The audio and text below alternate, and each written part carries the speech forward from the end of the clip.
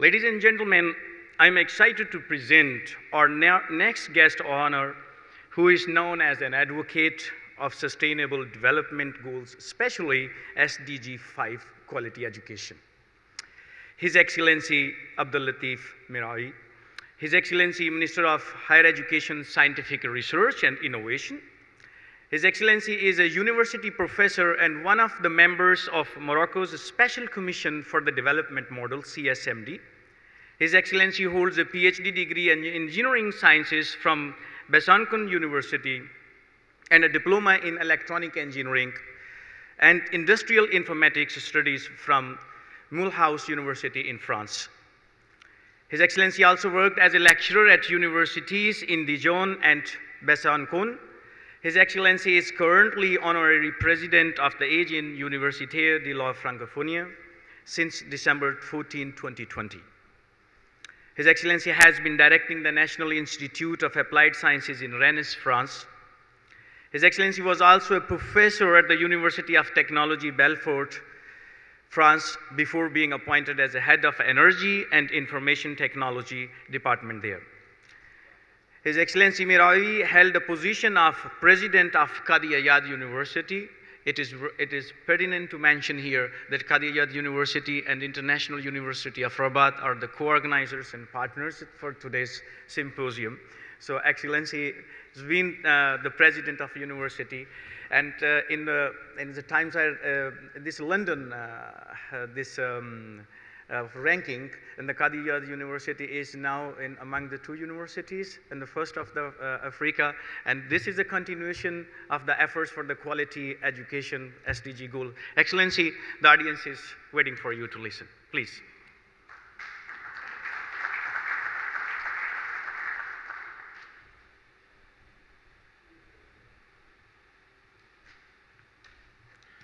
Assalamu alaikum. Sabah khair. Hello, everybody. I will give my speech in French. Madame le ministre, messieurs les ministres, mesdames, messieurs les présidents d'université, mesdames, messieurs les doyennes et doyens, chers professeurs, chères étudiantes et chers étudiants, c'est d'abord pour moi un grand plaisir et je voudrais souhaiter la bienvenue à tous nos amis qui sont venus de partout dans le monde pour faire partager leurs connaissances et aussi travailler sur un sujet qui devient aujourd'hui un des sujets les plus importants dans le monde.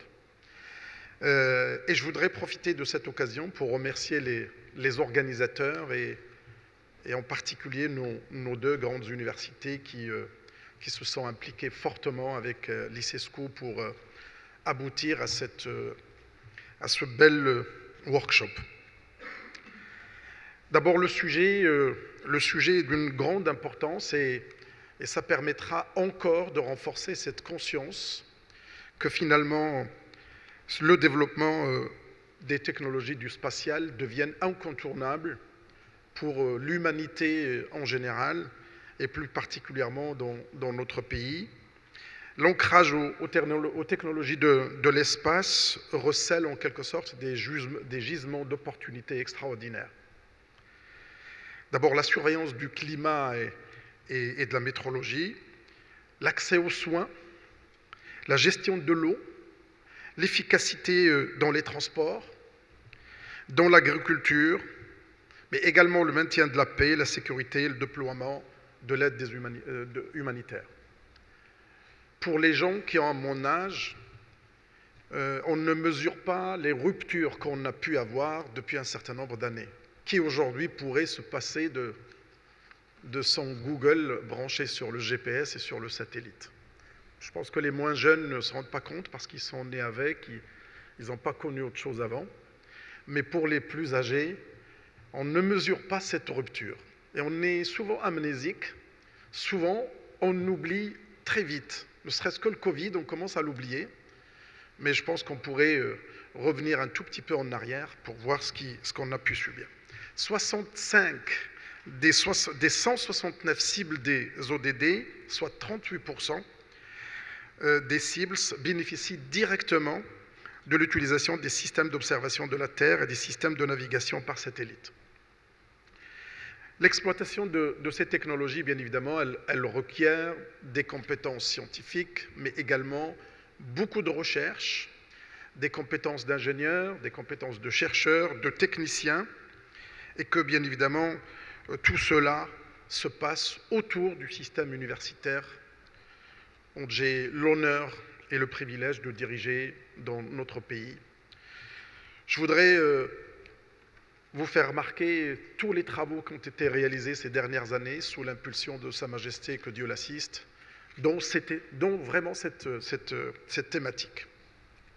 2 satellites qui ont été déjà lancés, mais des travaux de recherche reconnus, bien évidemment dans toutes les universités, mais je ne citerai que celles que je connais le mieux, en particulier l'université Qadéria à Marrakech, où l'observatoire de Locainden est aujourd'hui un des meilleurs observatoires au monde. Il est classé parmi les 10 premiers, et que bien évidemment cette action de longue haleine commence aujourd'hui à s'imposer dans le paysage international. Au niveau mondial, de 2014 à 2019, les investissements ont été multipliés par 5. On est passé de 3,5 à peu près milliards de dollars à plus de 17 milliards de dollars rien que dans ce domaine. Donc ce n'est plus simplement un domaine de recherche, mais c'est un domaine de l'économie du savoir, mais vraiment dans le vrai sens du terme, une vraie économie du savoir. Et je pense qu'un certain nombre de pays ont déjà tiré bénéfice, d'autres sont en train de le faire. Et je pense que notre continent, en particulier africain, avec les travaux du Maroc, mais d'autres pays, nous avons une grande position à prendre dans cet espace. Plus de 2800 satellites sont en service en 2020 dans le monde, dont plus de la moitié lancés par les États-Unis, et la cadence des lancements s'est accélérée ces dernières années avec 378 satellites entre 2017 et 2018. 38% de ces satellites sont dédiés à l'observation de la Terre, en ce qui concerne l'étude du climat, des précipitations, mais des surveillances de toutes les catastrophes qui peuvent survenir, et 37% au service des télécommunications, 13% au service scientifique ou technologique, dont la communication, la défense, et 6% sont utilisés pour la navigation globale ou régionale.